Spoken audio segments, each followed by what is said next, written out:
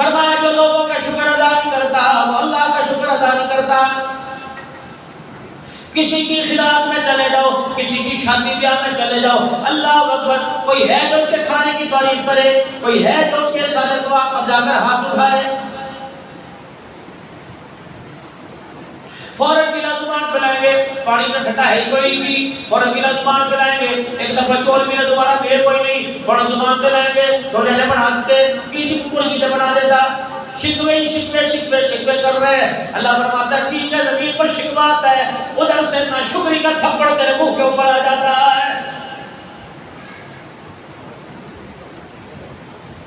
رسول اللہ صلی اللہ علیہ وسلم کی گھر والی جناب سیدہ صفیہ رضی اللہ تعالی عنہ, اللہ حضرت حفصہ رضی اللہ تعالی عنہ اپنے ابا جناب عمر فاروق رضی اللہ تعالی عنہ کے گھر میں آئی. 22 لاکھ اور زمین پر غلامی کرنے والا, چٹائی پر زمین پر بغیر فرش کے, بغیر قالین کے, بغیر چٹائی کے بیٹھا ہوا ہے, ایک مٹی کے برتن کے اندر جو کے سوکھے ٹکڑے پکے ہوئے پانی کے اندر بھگوئے ہوئے. اللہ اکبر, واسطے کا فرمایا کہ سوکھے ٹکڑے رکھے, پانی کا گلاس پاک برتن رکھا ہوا ہے, حضرت عمر ٹکڑا منہ میں ڈالتا ہے اور پانی کا گلاس منہ کے پیالہ لگا کے گھٹ بھر کے ٹکڑا اندر نکل لیتا ہے. اچانک ایک ٹکڑا حضرت عمر رضی اللہ تعالیٰ عنہ کے گلے کے اندر پھنس گیا.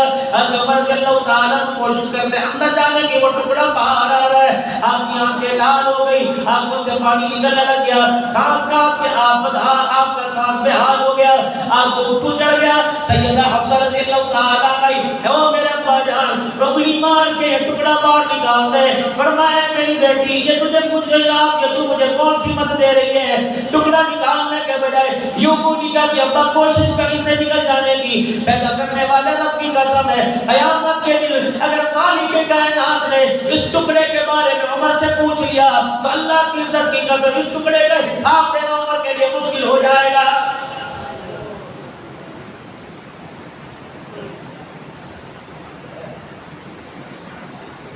یاد کرو کتنی مرتبہ زندگی کے اندر دسترخوان پہ لات ماری, کیوں اپنے باپ کو روزانہ پریشان کرتے ہو. جب روٹی دے کے کہتے ہیں اے پکایا, گھوڑتے تو کوئی نہیں لگتا, شکر کر تیرا باپ اس قابل ہے کہ یہ تجھے لا کے دے دیا. آنے والے وقتوں میں خدا پاک کی قسم تیری اولاد اس قابل نہیں ہوگی. تو میرے عزیزو, اولاد کی جفا دے کر اس دور کے دسترخوان کے ٹکڑوں کو یاد کر کر کے بولے گا.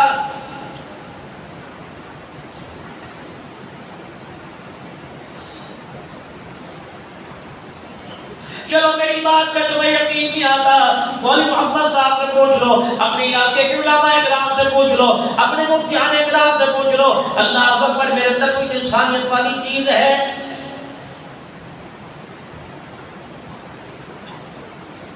فرمایا بندے چہرہ تیری مرضی کا, حال تیری مرضی کے, لباس تیری مرضی کا, دسترخوان تیری مرضی کا, رہنا سہنا تیری مرضی کا, شادی بیاہ تیری مرضی کا, بیوی بچے تیری مرضی کے. میں تجھے کبھی یاد نہیں آتا, جب عزت کی تھوڑ دے دوں پھر میں شکری کے طور پہ میں تجھے یاد آتا ہوں. اے میرا بندہ بتا, کیا تو میرا نہیں, میں تیرا نہیں, میں تیرا رب نہیں, تو میرا بندہ کوئی نہیں. اے میرا بندہ بتا, فیکٹری کا ملازم فیکٹری کی کردار کو نبھائے گا, ڈیرے کا ملازم ڈیرے کی کردار کو نبھائے گا, پارٹی والا اپنی پارٹی کے کردار کو نبھائے گا.